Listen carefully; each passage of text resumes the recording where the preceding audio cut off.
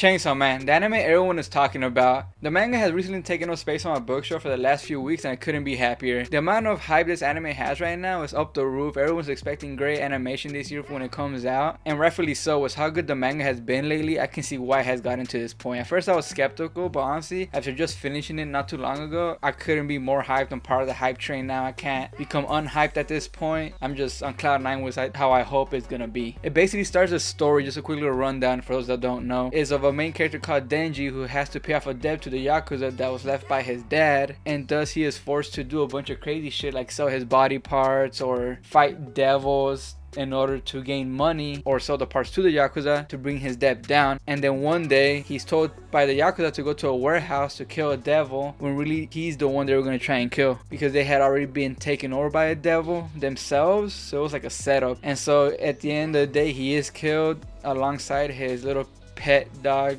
Pochita thing, which is a devil also that he fights with. And in order for him to not die, his little pet dog saves him by giving him his heart.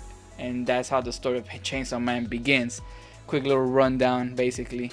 And so today I just want to talk about chapters 5 through 11, little brief of how each one felt, what it was about, without giving any spoilers, as minimal spoilers as I can. I don't want to ruin it for people. I might mention a name here and there, but I won't really try to talk about what kind of person they are or what significance they have to the story too much.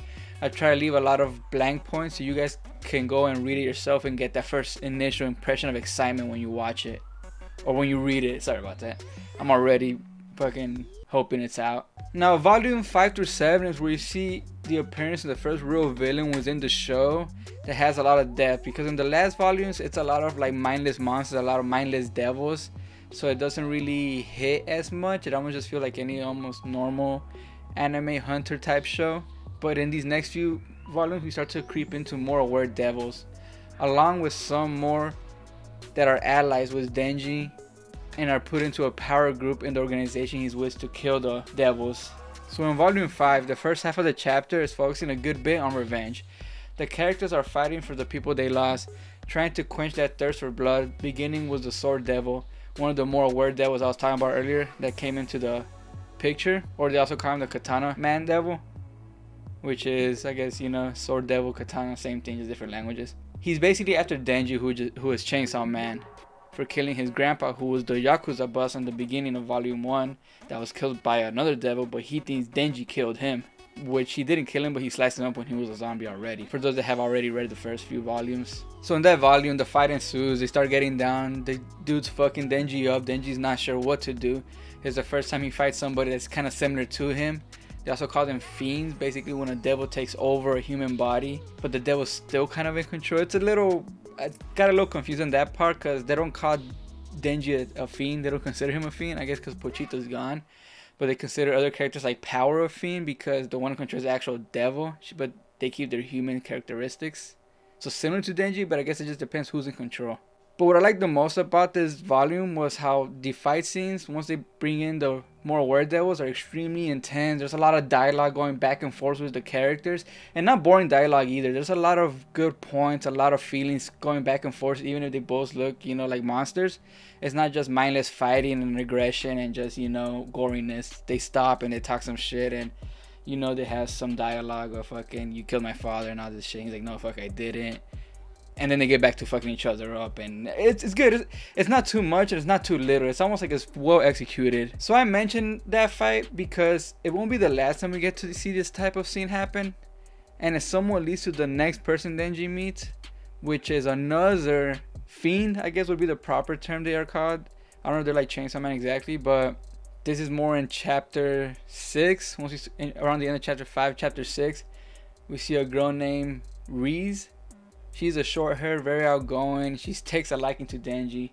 She works at like a coffee shop, and Denji goes in there, meets her, talks to her, or he meets her in the street. Can't really quite remember, and they get to know each other. And Denji's still young, so he's, you know, very flustered because she's a pretty girl, and he's not sure how he feels about her because he already likes Makima, and she's like very flirty with him, and he's not sure how to go about this, but he goes regardless every day back to chill with her. So this chapter is focusing a lot on Denji's like emotional, more normal, like relationship type aspect of the show. And real quick, I just want to show the cover art for the two mangas for the volumes 5 and 7 because they look extremely nice, and I'll give you more an idea of what the story is.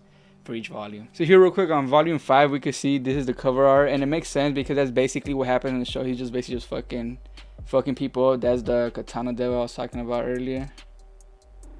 Super dope art. I'm a big fan. See, he's fucking him up right there, we can see. And that's what I like about the volumes. It gives a good idea of what's going on in the show. There's the back.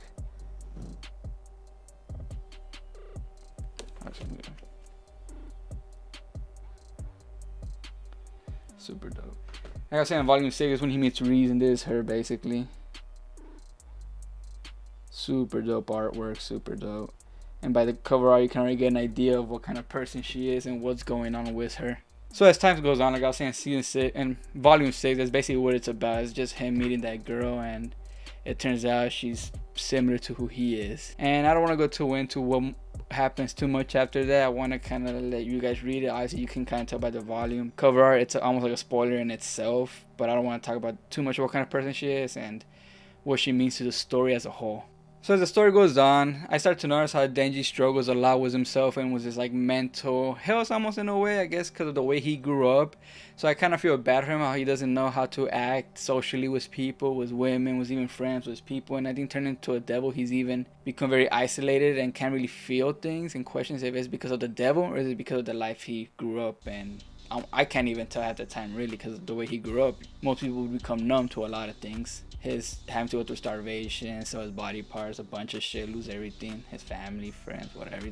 He was living lonely, so it's very understandable why he's confused. But I am happy, however, that he's getting more friends in the show, in the manga. Fiends, like power to work with, including another one that they call the Shark Fiend, who is constantly hiding in the waters, and it's like his fucking like minion and backup, and he calls him Lord Chainsaw all the time. I like how they start to include all these people that are similar to Denji. They're kind of like odd, but it makes him happy, and he's able to make friends and kind of almost live a normal life, like if he was going to high school but with like monsters and like doing the same thing.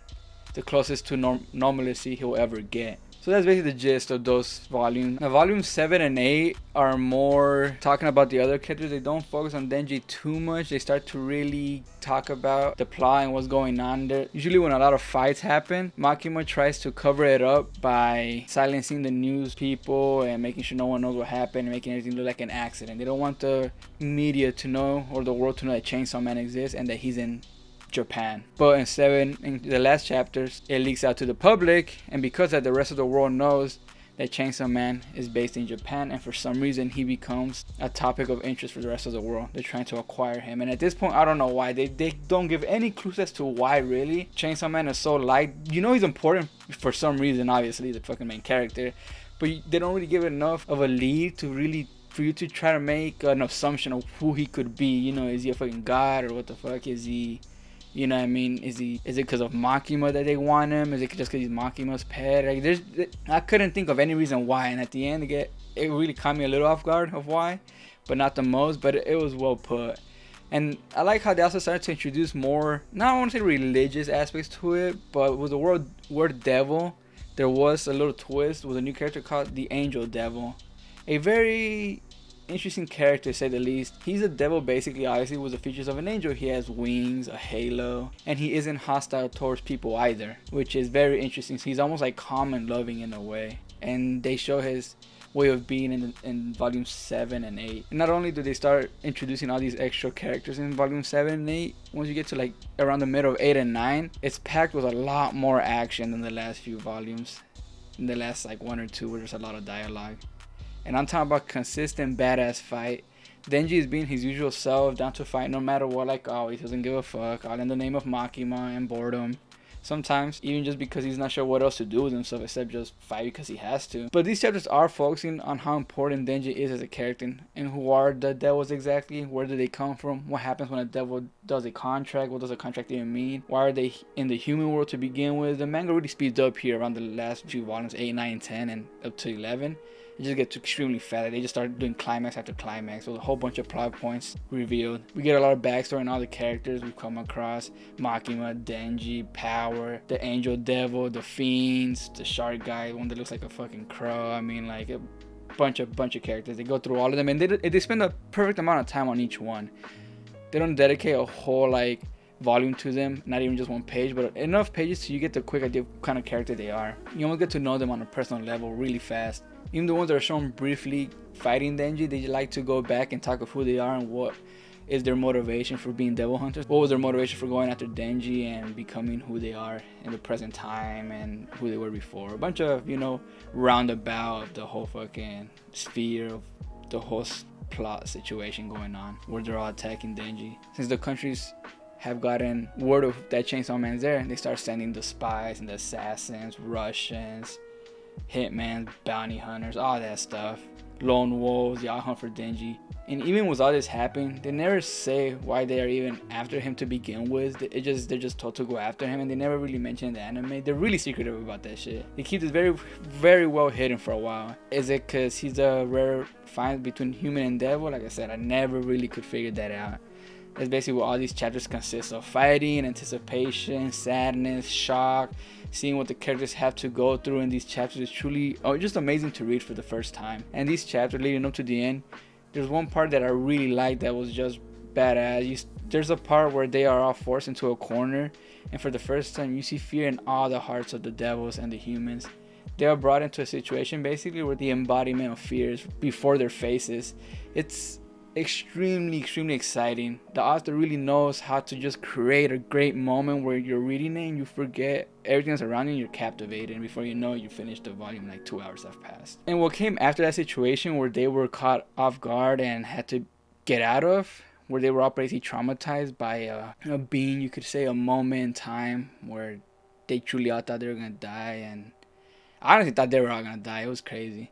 And that leads to like volume 9. And I almost want to say 9 was my favorite because it was such a wholesome volume. It shows a different side to the characters here. After going through a near-death experience, it shows a lot of sadness and trauma. This volume specifically is not action-packed or completely sad per se. I mean, well, it is, but it's wholesome to see how they hold each other together through not only the tough times when they're fighting, but through the sad times where they themselves don't even know how to handle it, but they know they gotta help each other to make it through it. And because of that, Denji is left rethinking his whole life once again, trying to find his emotions and why he doesn't feel what he thinks he should be feeling after the situation I talked about basically in volume 8, where, you know, all the embodiment of fear shit came in. He was left in a different mindset.